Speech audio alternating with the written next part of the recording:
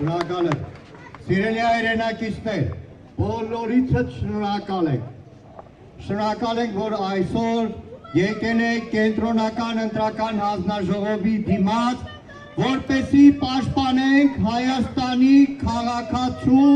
քվեր, որպեսզի պաշտպանենք մեր երկրում ժողովրդավարությունը։ Ես այստեղ տեսա նաև մարդիկ, որոնք թեկնածու չեն եղել, նախընտրելի թեկնածու չեն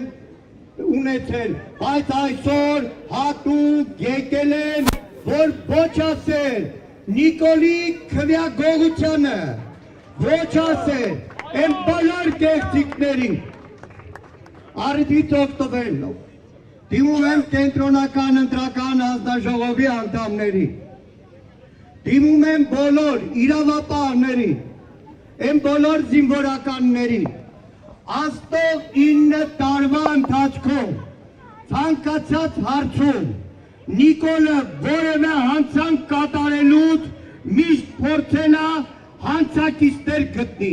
հանցակիցներ դարձնի հազարավորների, որ վաղը դատվելուց մենակ չդատվի։ Կենտրոնական ընտրական հանձնաժողովը դառնում է Նիկոլի հանցակից, բոլորս զայրացած էինք, բոլորս գժված էինք, թե 2 օր առաջ Նիկոլի պատվերով կենտրոնական ընտրական հանձնաժողովը գաղթագողի գիշերով ոնց փորձեց պայքարի ցանի բարգավաճ Հայաստան կուսակցությանը, գիշերով իբր թե նոր են անդրադարձել, շուտ ասում Վահագն Հովհաննիսյան, ամսի 8-ի լուսաբացի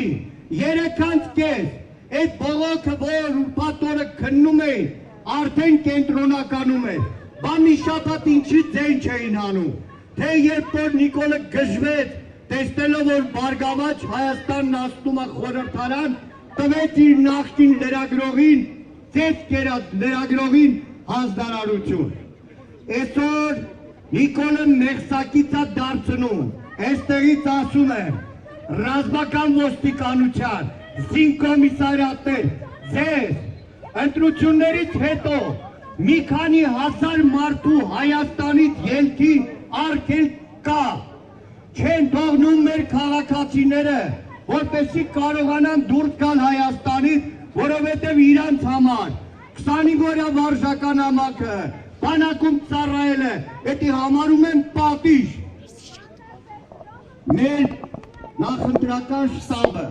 այս օրերին ակտիվ ուսումնասիրության մեջ է։ Նախնական շուրջ 200 տեղամասի արդյունքները, ստորագրությունները համադրելով արդեն կան փաստական տվյալներ, որ սուտ է ասում իշխանությունը, սուտ է ասում կենտրոնական ընտրական հանձնաժողովը, թե գաղթի ցուցակով այսքան թվով զինվորական է քվեարկել։ Ոչ, արդեն կան փաստեր, որ զինվորականներին վերապահված քվեարկությանը մի քանի հազար ավել մասնակցություն է եղել։ Այս կենտրոնական ընտրական հանձնաժողովի այսօրվա նիստով 26 թվականի ընտրությունների խայտառակությունը,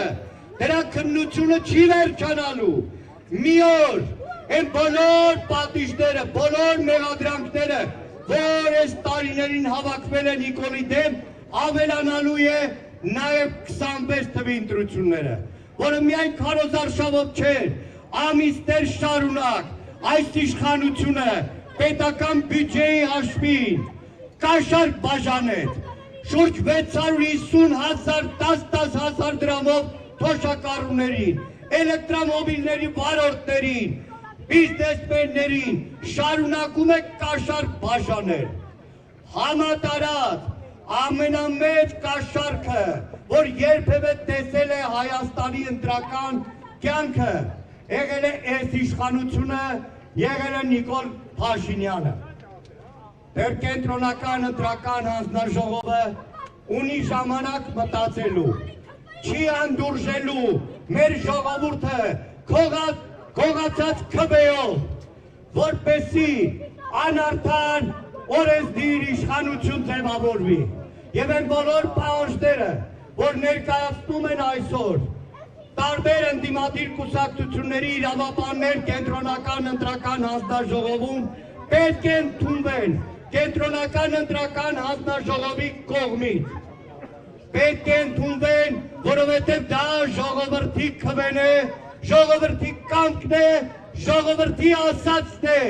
եւ ցանկացած մեկը չեսնվելու է դուրս գալով ժողովրդի դեմ։